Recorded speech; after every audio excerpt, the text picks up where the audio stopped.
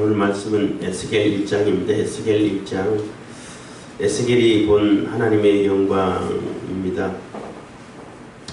에스겔서는 예언서죠. 예언사라고 하면은 어떤 분이 그렇게 정의를 하더라고요. 미래의 사건을 가지고 현재를 말하는 것이다.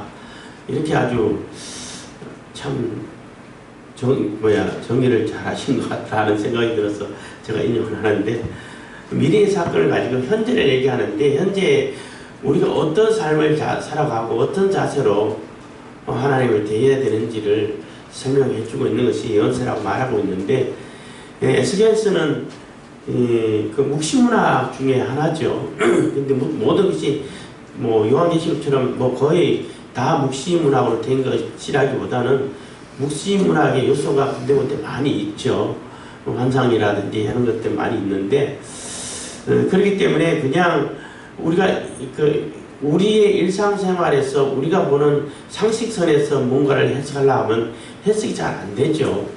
그 의미를 잘 따져봐야 되는 것이고, 오늘 1장에 바로 나오는 그 환상도 보면은 너무나 희한하고 잘 이해가 안 가고 하는 그러한 모습들인데, 그것도 그 의미를 잘 생각해 보면은 우리가 그 의미는 크게 어렵지 않게 이해할 수 있다고 생각할 수 있는 것입니다. 또 어떤 분들은 에스겔에서 나오는 그 모습들이 요즘 보면은 UFO 같은 그런 모습 해갖고 UFO가 있을 때 있어라 가지고 막 떠다니고 그러지 않았을까 했는데, 그거는 아니고 하나님을 수종드는 천사들이죠.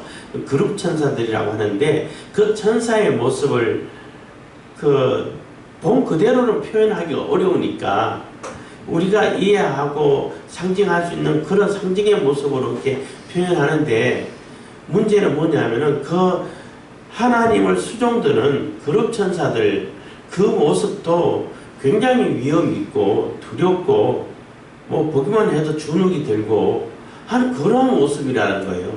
그 소리 자체도 굉장히 많은 물소리와 같이 굉장히 그만큼 절대적이고 굉장히 큰 세력, 어마어마한 세력을 가진 그 세력의 소리다, 사람의 소리다 하면은 그 말에 주눅이 들고 꼼짝없이 당할 수밖에 없는, 절대적으로 순종해야 할 수밖에 없는 그러한 모습이라는 거예요. 그러니까 하나님의 수종을 드는 그룹 천사들의 모습도 그만큼 위험이 있고 두려움을 가질 수밖에 없는, 주눅이 드는 그러한 상황인데, 하나님의 거룩하심은 어떠하냐는 거죠. 비교가 안 된다는 거예요.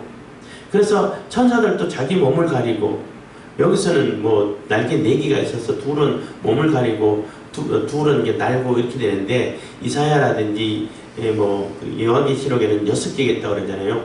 얼굴을 가리고 몸을 가리고 또 이렇게 날고 이렇게 되는데, 여기는 위에 궁창이 있어가지고 가려져서 2개는 굳이 얘기 안 했다고, 필요 없다 이런 식으로 표현하는데, 어쨌든 그만큼 천사들도 하나님의 그 수종을 드는 그 그룹 천사들도 두려워서, 하나님의 거룩함이 너무나 거룩하시기 때문에 두려워서 몸을 가려야 할 정도인데, 우리 인간은 어떠하냐는 거예요. 근데 왜 굳이 이러한 우리가 잘 이해할 수 없는 이러한 환상을 통해 가지고 맨 먼저 이렇게 얘기를 하고 하나님의 말씀을 받고 하는 얘기를 하냐라고 하면은, 사실 그런 의미가 있어요.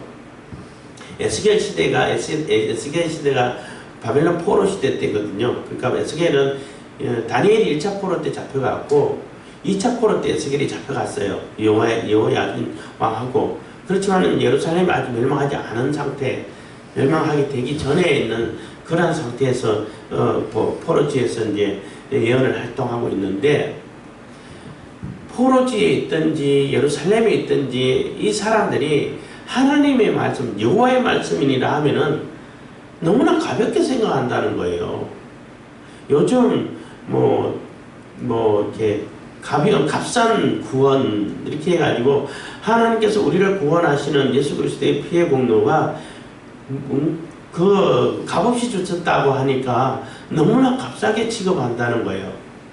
그래서 너무나 값싼 구원을 얘기하다 보니까 사람들이 내가 행동을 함부로 막 해도 다 구원론하고 똑같이 다 구원받는데 상관없어 믿기만 하면 돼.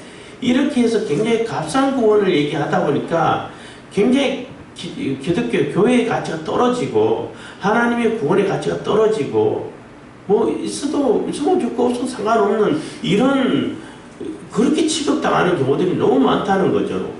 좀 값싼 구원을 얘기하는데 이 당시도 마찬가지로 여호와의 말씀이라 하면은 뭐 여호와의 말씀 그런가 보다 이렇게 취급을 한다는 거예요. 예레미야가 아무리 여호와의 말씀이라 해도 듣더라도 안 하고 오히려 거짓 선지자들이 하나님께 말씀 받지도 않았는데도 이걸 엄중한 여호와의 말씀이라 하고 예언을 막 해. 요즘도 그러잖아요. 뭐 웬만하면 다 이거 하나님 뜻이야. 하나님 뜻이 이래 하고 아무데나 가서 하나님 뜻을 막 갖다 붙이는 경향들이 쉽지 않게 어렵지 않게 찾아보죠. 그러니까 그런 상황에서 이 에스겔이 하나님께서 에스겔에게 이렇게 말씀을 주실 때에 이 하나님의 말씀은 너희들이 말하는 그런 값싼 구원이라든지 값싸게 아주 흔히 뭐 가볍게 뭐 아무렇게나 취급해도 되는 그러한 하나님 말씀이 아니야 하는 거예요. 이 어마어마한 우리가 감히 이렇게 쳐다볼 수도 없고 심지어는 하나님의 수종을 드는 천사들이 무슨 죄가 있어요? 없잖아요.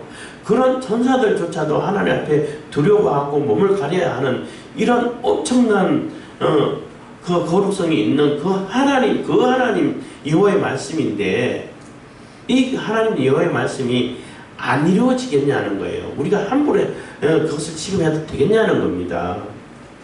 그렇기 때문에 에스겔이 시작할 때부터 뭐 희한하고 이해할 수 없는 그러한 환상으로 시작하는데 그 이유가 하나님 말씀의 무게가 어마어마하다는 거예요.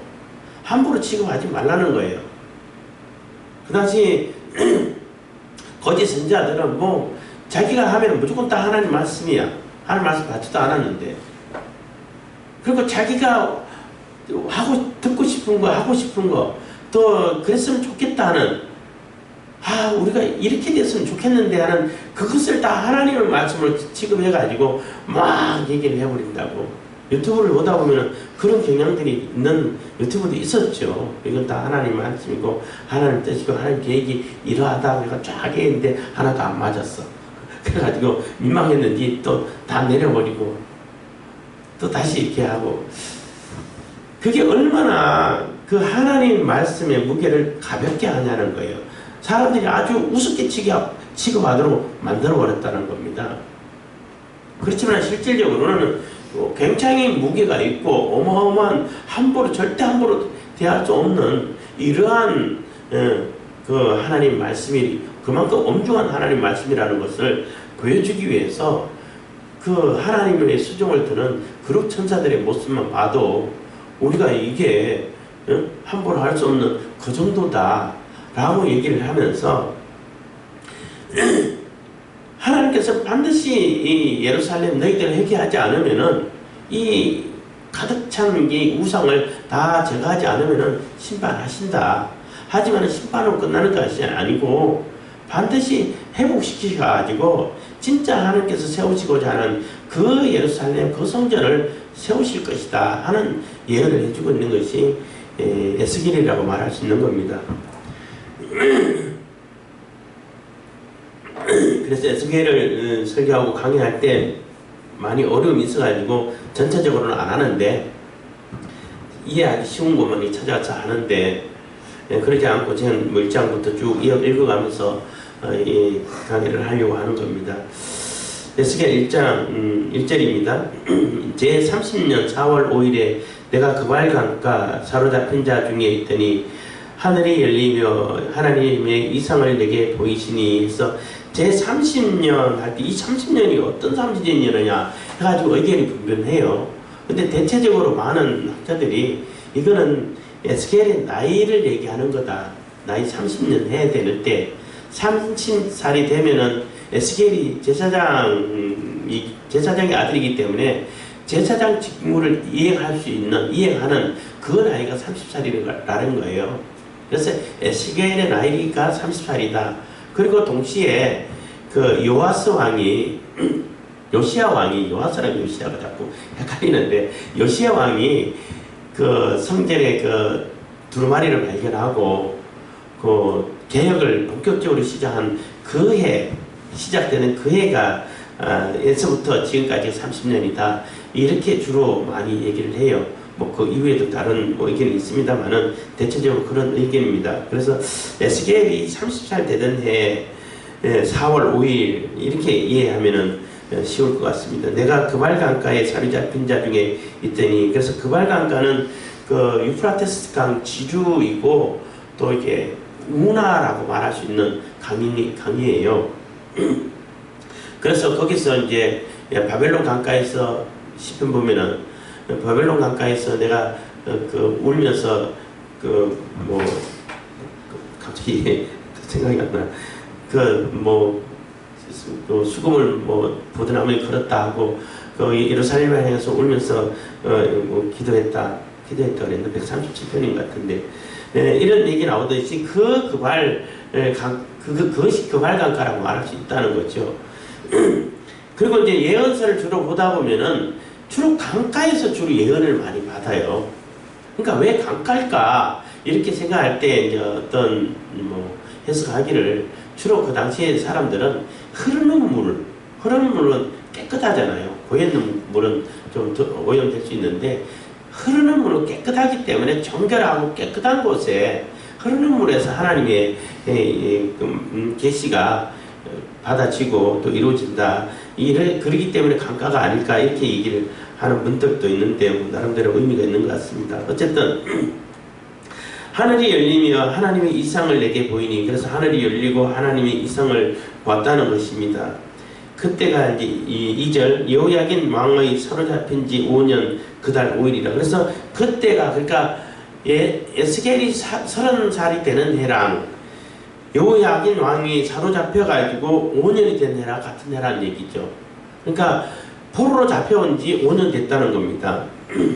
그 여호야긴 왕이 포로로 잡혀올 때 에스겔도 같이 잡혀왔으니까 그러니까 여호야김 왕이 누구냐면 여호야김 왕의 아들인 거죠. 아들인데 여호야김 왕은 뭐냐면 엘리야김이라 해가지고 애굽 왕이 그 먼저 앞에 왕 됐던 그 왕을 뭐 죽이고 애굽으로 잡아가서 죽여버리고 새로 세운 왕이 그러니까 친애굽 정책을 썼다고 말할 수 있죠. 여호야김 왕은 그 친애굽 정책을 쓰면서 애굽의 조공을 바치면서 굉장히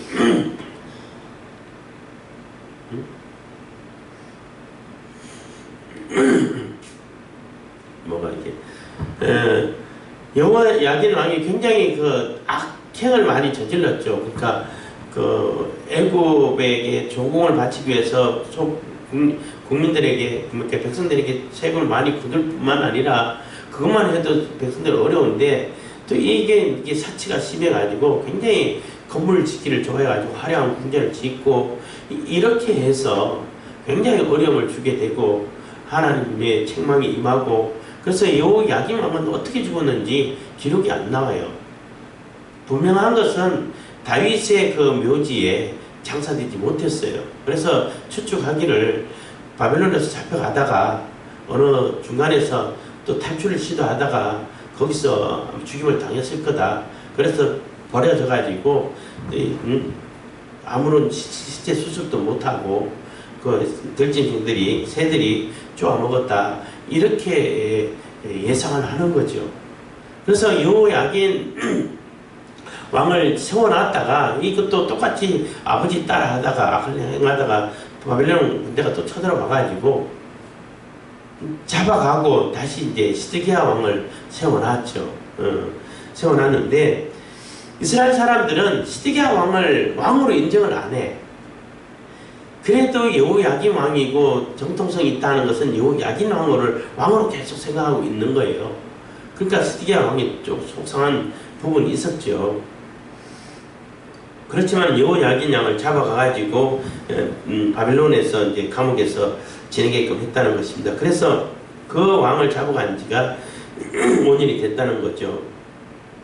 그때 잡혀간 그달 5년 5일이라 해서 그 시점을 정확하게 얘기하는 거예요. 그래서 이 시간을 정확하게 얘기한다는 얘기는 이게 그냥 내가 비몽사몽간에 뭐 있는지 없는지 맞는지 틀린지 이런 것이 아니라는 얘기예요.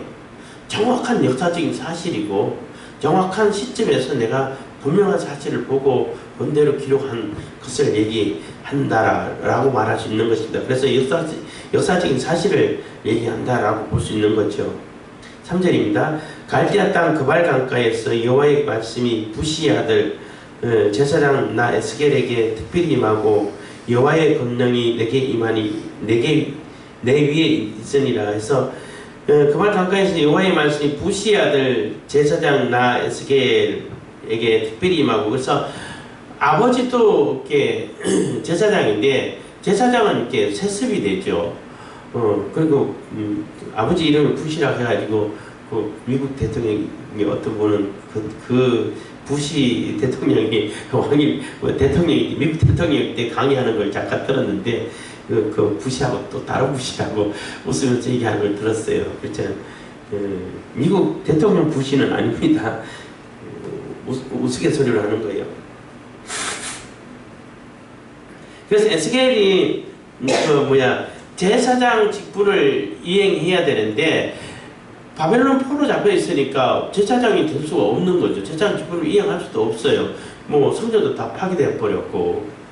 그래서 제사장 직분을 이행해야 할 그 나이에 선지자의 사명을 받아서 이행하는 그런 모습이라는 겁니다. 그래서 특별히 임했다는 거죠. 특별 계시라고 말할 수 있는 거죠. 여호와의 권능이 내 위에 있으니라.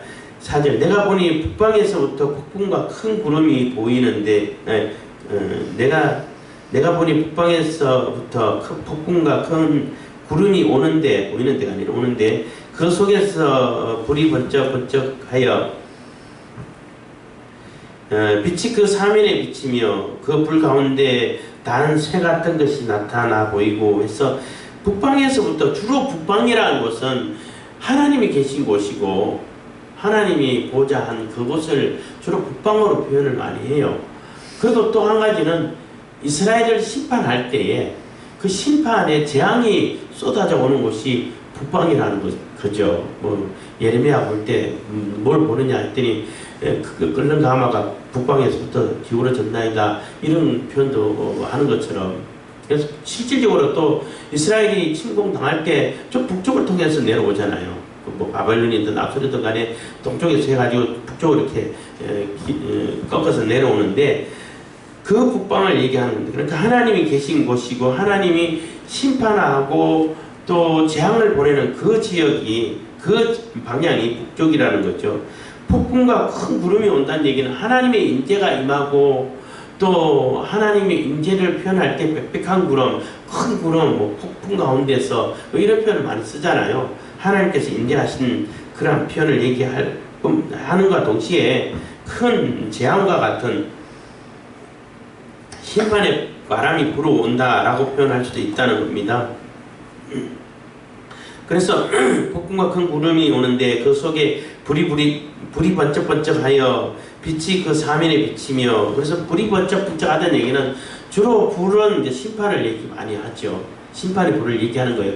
심판이 준비돼 가지고 번쩍번쩍하면서 점점 하나님께서 심판을 준비해 가지고 다가오고 있다라고 말할 수 있는 겁니다. 그리고 그 불 가운데 단새 같은 것이 나타나 보이고 해서 그 가운데 단새란 얘기는 그렇게 달려있는 쇠를 얘기하는 거죠. 그럼 거기는 이물질 같은 건 다 없다라고 볼 수 있는 겁니다. 그리고 벌겋게 단새가 굉장히 예쁘게 보이잖아요.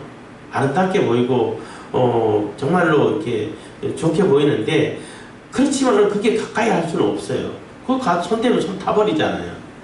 화상 있는 정도가 아니라 타버리죠. 그거 절대 가까이 할 수 없는 그러한 엄중한 그러나 흠이 없는 그러한 모습으로 심판을 준비해서 하나님께서 가까이 오고 있다는 것입니다.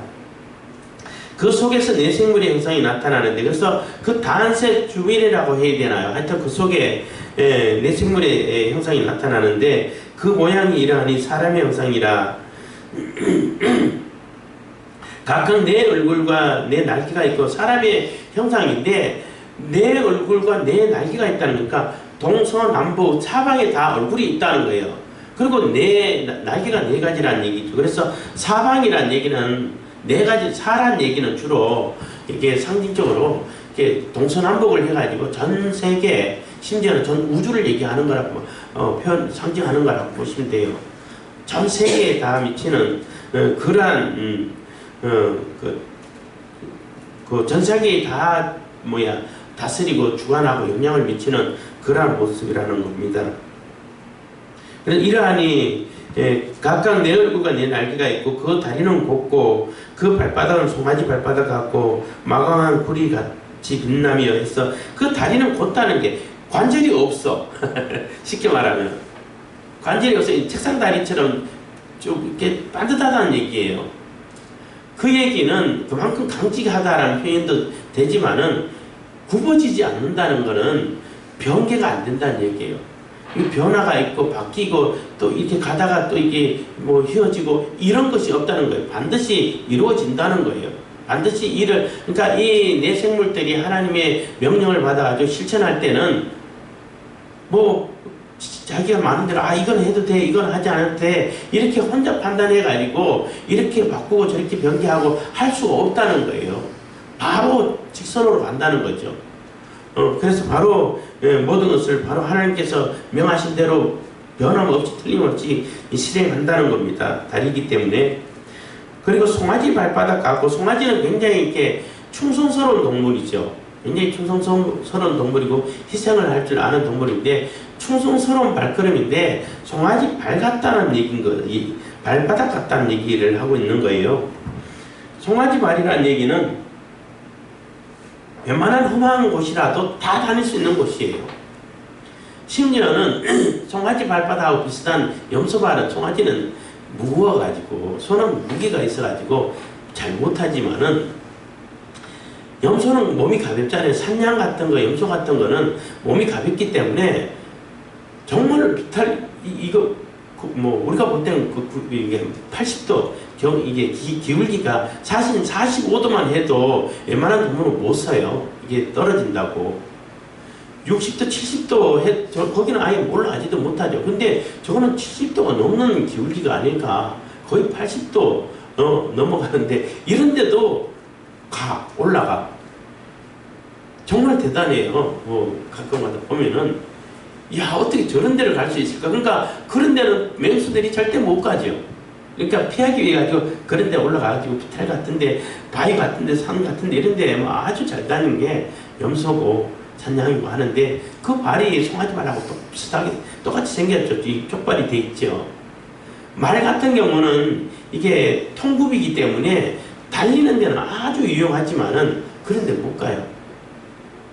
그래서 송아지 발 같다는 얘기는 충성스럽게 실행을 하는데, 어디든 아무리 험한 곳이라 할지라도 어디든 무엇이든지 다 실행한다는 거예요. 하나님 명령이라면은. 이 생물들 거룩천사들이란. 그리고 망망한 구리 같다는 얘기는 아주 잘 닦은 반짝반짝한 구리라는 얘기죠. 그러니까 구리가 아주 반짝반짝하게 하면 굉장히 빛나죠. 녹구리 같은 거 잘 닦아놓으면 굉장히 반짝반짝 빛나죠. 흠이 없다는 겁니다.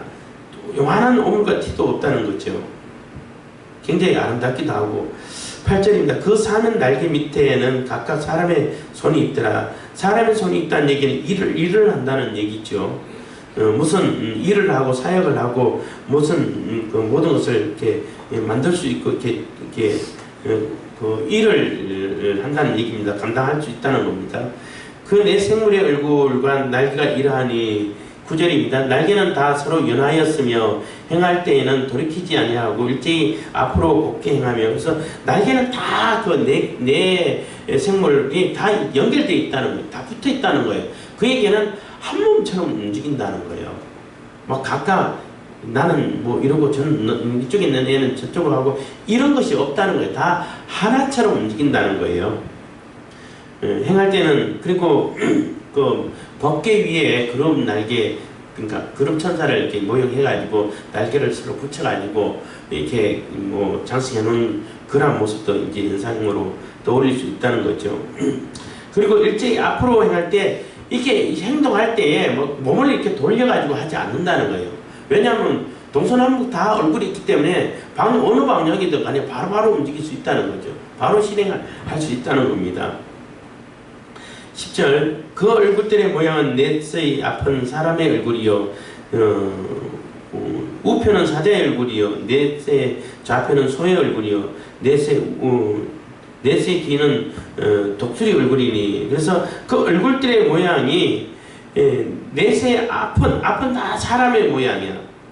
그리고 오른쪽은 사자의 모습이고 또 왼쪽은 그 소의 모습이고 뒤는 뭐 독수리 얼굴이다 이렇게 했는데 그 에스겔에서는 각각 얼굴에 내 얼굴이 있다. 각 생물마다 내 얼굴이 있다. 이렇게 표현되는데 요한계시록에는 그 네 생물이 하나는 뭐 사람, 이쪽에는 뭐 사자, 이쪽에는 소, 또 뒤에는 그 독수리 이렇게 이제 이 얘기를 써놨는데 뭐 큰 의미는 없다고 볼 수 있어요. 뭐 그 같은 의미라고 볼 수 있습니다. 어쨌든 이 네 생물은 한 몸처럼 움직이기 때문에 뭐 여기는 따로고 거기는 하나로 돼 있다 하는데 그 큰 의미가 없고 사람의 얼굴이라 그러면은 또 유대인들은 그 사람은 만물의 대표고 사자는 동물의 대표고 또 소는 가축의 대표고 독수리는 그 날짐승의 대표다 이렇게 해석하기도 합니다만은 그것도 뭐 이유가 있지만은 사람이라는 얘기는 굉장히 지혜롭다는 얘기예요.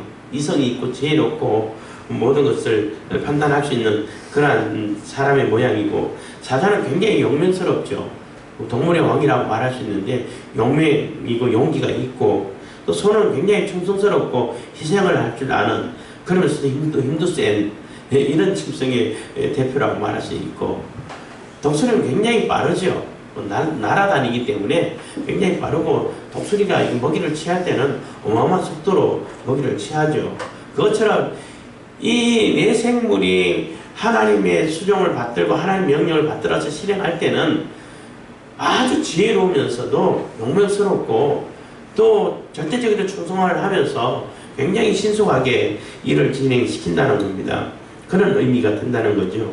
11절 그 얼굴은 이러하니 그 날개는 들어 펴서 각기 둘씩 서로 연하였고 또 둘은 몸을 가리웠으며 그래서 그 날개 둘은 이게 난다는 얘기는 편다는 얘기는 일을 실행하고 있다는 거예요. 독수리가 날 때는 날개를 펴잖아요. 일을 실행하고 있다는 얘기인데 사실 천사들 공간과 제한에 제약을 안 받는데 굳이 날개가 필요 있을까? 그냥 실행만 하면 되는데 그러면 이해가 잘 안 가잖아요. 사람들이 이해할 수 있도록 이렇게 했는데 둘은 몸을 가렸다는 거예요. 그래서 몸을 가린 것은 하나님께서 워낙 거룩하시기 때문에 그 천사들조차도 자기 몸을 부끄러우니까 가려워야 된다는 거예요. 그래서 가리는 용도로 둘을 쓴다는 거죠. 그래서 이사야나 요한계시록에 나오는 그 천사들처럼 6개고 하나는 얼굴을 가리고 하나는 몸을 가리고 둘은 몸을 가리고 둘은 얼굴을 가리고 한 건데 그 얼굴을 왜 안 가렸냐? 그것도 이제 큰 의미가 없고 그 뒤에 보면은 그 머리 위에 궁창이 있다고 해가지고 그 궁창이 가려주기 때문에 안 가린다 이렇게 학자들 얘기하고 있습니다. 그래서 어쨌든 간에 하나님의 거룩함이 워낙 거룩하시기 때문에 이렇게 천사들이라 할지라도 그 앞에서 막 함부로 이렇게 몸을 열고 얼굴을 내밀고 이렇게 할 수 없다는 거예요. 그만큼 위험하고 엄중하다는 겁니다. 위험이 있고 12절 신이 어느 편으로 가려면 그 생물들이 그대로 가되 돌이키지 아니하고 일제히 앞으로 굳게 행하며. 그래서 하나님의 성령이 가고자 하는 대로 명령하는 대로 절대 거기는 뭐 적극적으로 바로바로 순종하고 몸을 돌릴 필요도 없어요. 돌린 다음에는 뭐 시간이 지체되고 또 제대로 안 되고 이렇게 될 수도 있잖아요. 근데 돌릴 필요 없이 바로 사방으로 어느 곳이든 간에 움직일 수 있고 바로 곧게 행할 수 있다는 겁니다. 13절 또 생물의 모양은 숯불과 횃불 모양 같은데 그 불이 그 생물 사이에 오르락내리락 하며 그 불은 광채가 있고 그 가운데 번개가 나며. 그래서 불, 뭐 횃불 이것도 심판을 얘기하는데 이 심판을 실행하는 그 천사들의 모습도 하나님의 명령을 받아 향하는 모습도 이렇게 사람들이 볼 때 굉장히 위험이 있다는 거죠. 뭐 불이 있고 횃불이 있고 번쩍번쩍하고 뭐 번개가 치고 뭐 절대 거기서 함부로 할 수 없는 하나님이 임재하시는 그런 모습하고 비슷할 정도로 굉장히 위험이 있다는 겁니다. 그래서 그 불이 생물 사이에서 오르락내리락 한다는 얘기는 한순간도 쉬지 않고 하나님 명령을 받들어서 실행을 하고 있다는 겁니다. 14절 그 생물의 왕래가 번개같이 빠르더라. 아주 신속하다는 겁니다. 15절 내가 그 생물을 본적 그 생물 땅 위에 바퀴가 있는데 그 내 얼굴을 따라 하나씩 있고. 그래서 내 얼굴을 따라서 각각 바퀴가 있다는 얘기는 이게 실행하는 데 있어가지고 걸어가는 것보다 바퀴로 가는 게 훨씬 빠르죠. 매우 신속하다는 거예요. 신속하게 진행이 되고 움직여진다는 겁니다.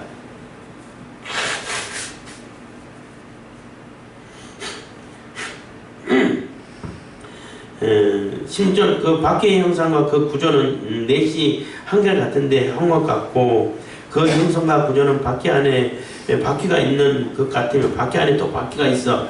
이래서 하는 데는 뭐 일을 실행하는 데는 절대 불편함이 없다는 거예요. 아주 신속하고 거침이 없고 또 이렇게 머뭇거림이 없다는 겁니다.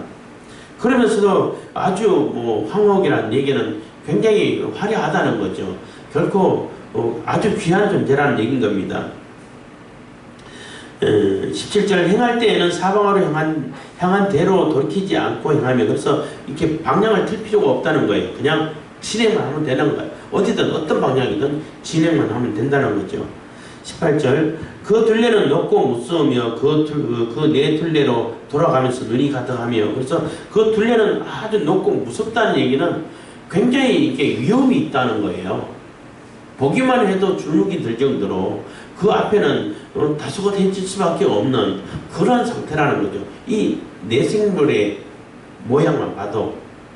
그러면 하나님은 얼마나 더 위험이 있고 얼마나 더 거룩하냐는 거예요. 비교가 안 된다는 겁니다. 그리고 몇 절이죠?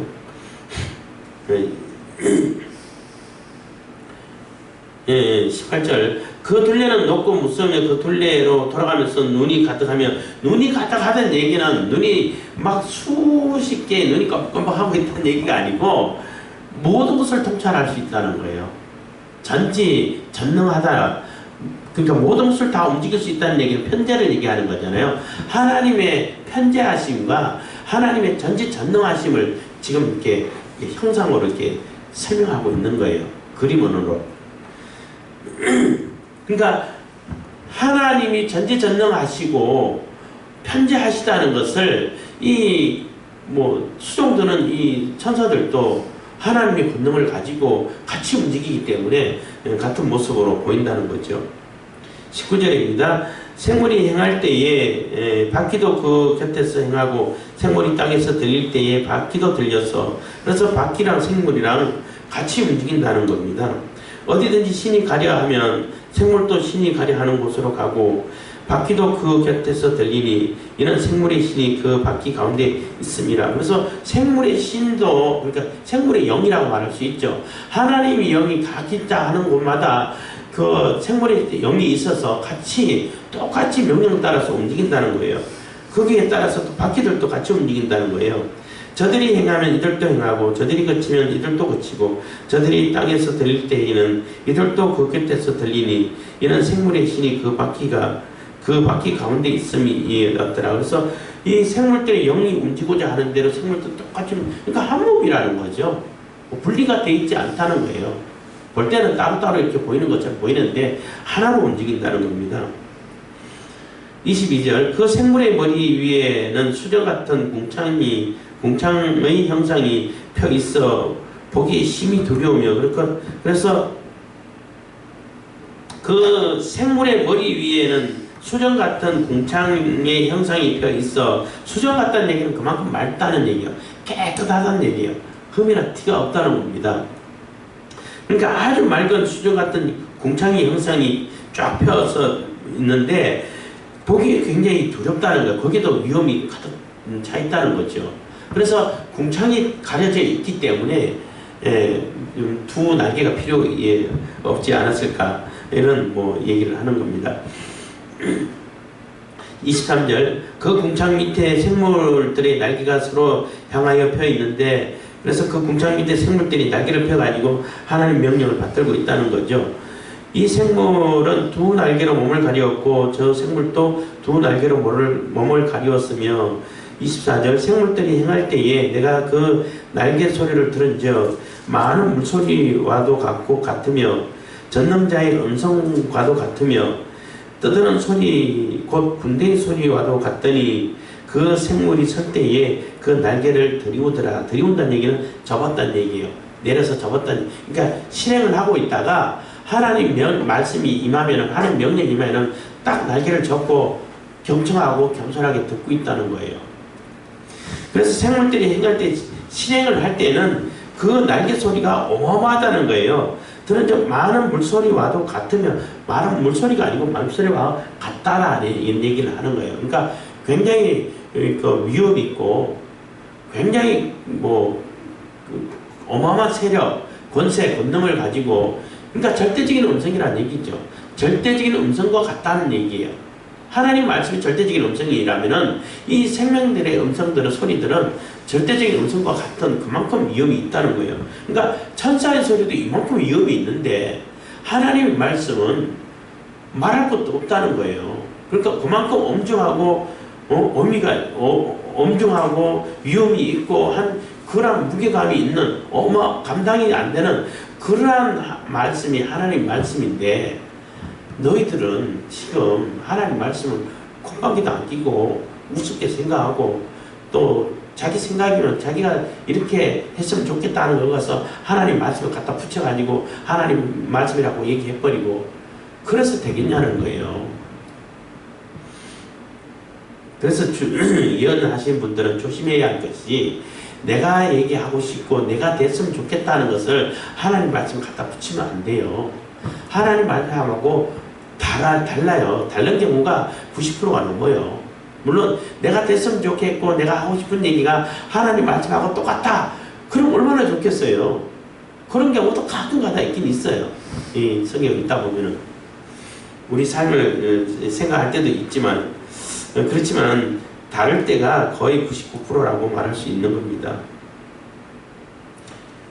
그래서 음성과 같고, 그러니까 전능자의 음성과 같고 많은 물소리와 같고 같은 얘기의 다른 표현이라고 보시면 돼요. 떠드는 소리 곧 군대 엄청난 많은 군대가 떠드는 소리를 하면 그 얼마나 위협이 되겠어요. 그러니까 같은 표현에 같은 의미의 다른 표현이라고 말할 수 있는 겁니다. 절대적이라는 얘기가 되는 거죠. 그래서 그 생물이 그런 어마어마한 능력을 가지고 사람들이 올 때 능력을 가지고 위험이 있는 그 천사도 설 때에는 선다는 얘기는 하나님 명령을 듣는다는 얘기죠. 설 때는 날개를 내린다는, 들이운다는 얘기는 날개를 5곳씩 내린다는 거예요. 겸손하게 받을 준비를 한다는 겁니다. 25절 그 머리 위에 있는 궁창 위에서부터 음성이 나더라. 이건 하나님의 음성이죠. 나더라. 그 생물이 설 때에 그 날개를 들이오더라. 그래서 하나님의 음성이 들릴 때는 이 날개가 그 생물들도 이 그룹 천사들도 딱 서가지고 차렷 자세로 다소곳하게 겸손하게 하나님 명령을 듣는다는 거예요. 그러니까 사람들이 볼 때 이 생물의 모양만 봐도 어마어마한데 엄청난 위험이 있고 함부로 할 수도 없고 보기만 해도 주눅이 들고 이런 정도의 위험을 가진 천사들인데 그 천사들도 하나님 명령 앞에서는 아주 다소곳하게 딱 준비 자세를 하고 있다는 거예요. 그러니까 우리가 하나님의 말씀을 들을 때는 그 자세가 어떻게 해야 하는지를 보여준다는 거죠. 26절 그 머리 위에 있는 궁창 위에 보좌의 형상이 있는데, 그래서 그 보좌의 형상이 있고 생물들 머리 위에 궁창 위에 있다는 겁니다. 그리고 훨씬 높다는 거죠. 그런데 그 모양이 남보석 같고, 남보석 이렇게 제사장이 저는 보석 중에 하나죠. 그 보좌의 형상 위에 한 형상이 있어. 그래서 보좌 자체가 어마어마하게 화려하고 아름답고 변함이 없고 티가 없다는 거죠. 보석이라는 얘기는 형상이 있어서 사람 모양 같더라. 사람 모양 같다는 거예요. 이게 예수님을 상징하는 겁니다. 사람 모양. 그러니까 창세기에 하나님이 우리의 형상과 우리의 모양을 따라 할 때에, 에스겔의 모습을 볼 때에 하나님의 모습이 영이시기 때문에 모양은 없지만은 그래도 우리가 한번 생각해 볼 것은 우리 사람의 모양이 하나님의 모양 닮았구나 라고 생각할 수 있다는 거예요. 물론 예수님도 인간의 우리 사람의 몸을 입고 오셨기 때문에 사람의 모양을 하고 있죠. 여기서는 예수님의 성육신 하시기 전에 예수님의 모습이라고 말할 수 있는 겁니다. 근데 예수님의 모습인데 설전한 미래를 얘기하기 때문에 지금은 미래가 아니라고 지금 보는 형상이기 때문에 예수님의 모습인데 사람의 모양이 하나님의 모양이구나 이거를 생각할 수 있다는 거죠. 더 깊이 얘기할 필요는 없지만은 반드시 그렇다 라고 얘기할 필요는 없겠지만은 하나님이 우리의 형상과 우리의 모양대로 만든다는 얘기가 형상 자체는 내적인 것이 있고 또 이렇게 품성이라든지 성품이라든지 또 이런 인격이라든지 이런 것이 다 하나님 닮았지만은 이게 그 모양 자체도 하나님 닮은 것이 아닐까 이런 생각을 할 수 있다는 거예요. 27절입니다. 내가 본 적 그 허리 이상의 모양은 단쇠 같아서, 단쇠 같다는 얘기는 아까도 얘기했던 것처럼 쇠가 뻘겋게 달렸을 때 굉장히 아름답게 보이죠. 빛이 나고. 그렇지만 함부로 대할 수 없는 것이 되는 것입니다.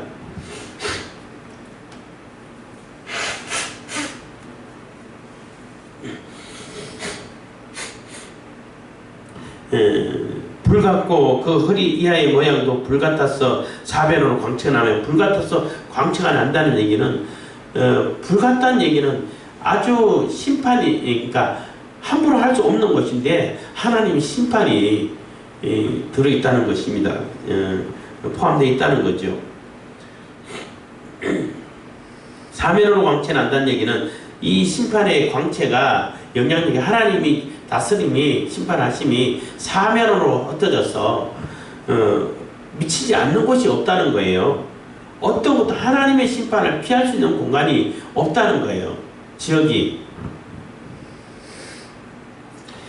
28절 그 사면 광채의 모양은 비오는 날 구름에 있는 무의지개 같으며 이는 여호와의 영광의 형상의 모양이라 내가 보고 곧 엎드려 그 말씀하시는 자의 음성을 들으리라. 그래서 거기서 엎드려서 하나님 말씀을 듣고 있다는 거죠.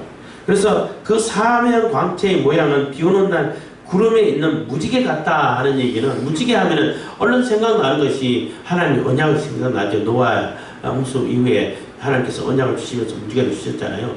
그걸 생각하면서 무지개는 그만큼 아름답고 화려하다는 거예요. 그래서 그 사면의 광채의 모양에 비오는 날 무지개 같다는 얘기는 하나님이 이 언약을 반드시 실행시키신다는 거예요. 하나님께서 언약하신 그 언약은 반드시 실행시킨다는 그러한 의미가 들어있는 겁니다. 이 여호와의 영광, 그래서 같으니 이는 여호와의 영광도 아니고 영광의 형상의 모양이라 하는 거예요. 여호와의 영광의, 그러니까 여호와 하나님도 어마어마하게 위엄이 있으시고 영광스러운 분이신데 그 하나님 본체가 아니라 그 영광, 비치는 영광뿐만 아니라 그 밖에 있는 모양이라는 거예요. 그 모양도 엄청나게 위험이 있어서 경외 핵심을 두고 들어올 수밖에 없는데 하나님은 어떠하시냐는 거예요. 그래서 이 여호와의 영광의 형상의 모양을 봤어. 이 에스겔이. 그러니까 여호와의 영광을 본 것도 아니고 여호와 하나님 본체를 본 것도 아니야. 모양만 봤어. 그 모양만 봐도 엎드려 가지고 들을 수밖에 없는 상황이라는 거예요. 그러니까 하나님의 말씀이 얼마나 엄중하고 위험이 있고 함부로 해서는 안 될 말씀인데 이렇게 어마어마하신 하나님이신데 너희들은 하나님 말씀을 한번 코방귀도 안 끼고 듣냐? 이 의미가 들어있는 거예요. 그래서 그러한 모습을 보고 에스겔은 엎드려서 그 말씀하는 음성을 듣고 있는 자세를 갖췄다는 거죠. 듣고 있다는 겁니다. 그렇기 때문에 에스겔 1장에서는 하나님의 위엄이 얼마나 큰지를 설명하고 있는 거예요. 그러니까 하나님 본체를 놓고 설명 불가능하죠. 이건 불가능한 거예요. 불가능하니까 하나님을 모시고 있고 수종 들고 있는 그 천사의 모습을 얘기하면서 비유를 하고 있는 거죠. 설명하고 있는 거예요. 그 하나님의 수종을 들고 있는 그룹 천사들의 모습만 해도 이 정도야. 그럼 하나님은 어떠하시겠어? 그래서 에스겔이 보는 것도 그 궁창 위에 있는 하나님의 보좌를 보면서 그 하나님을 직접 본 것도 아니고 사람의 모양을 보고 있는데 그 영광의 모양을 봤다는 거예요. 그것만 봐도 막 절대적으로 거기에서 수그릴 수밖에 없는, 두려움을 가질 수밖에 없는 그러한 정도라는 거죠. 하나님의 본체를 본 것도 아니고 그 여호와의 하나님의 영광을 본 것도 아니고 영광의 모양을 봤다는 거예요. 모양을 봐도 어마어마하다는 거죠. 그렇기 때문에 하나님 말씀에 대해서 신중함을 가지라는 거예요. 그리고 그 엄중하신 하나님이 반드시 언약을 실행하신다는 거예요. 그리고 말씀하신 대로 심판도 실행하신다는 겁니다. 그렇기 때문에 어떻게 해야 되냐? 당장 다 내려놓고 하나님 앞으로 달려와야 된다는 거죠. 그래야 살 수 있는 길이 열린다는 겁니다. 근데 이스라엘 백성들은 결국은 안 들어왔죠. 그래서 결국 심판당했습니다. 기도하겠습니다. 사랑해 주시니 감사합니다. 이 시간에도 은혜와 보혈 주시니 감사드립니다.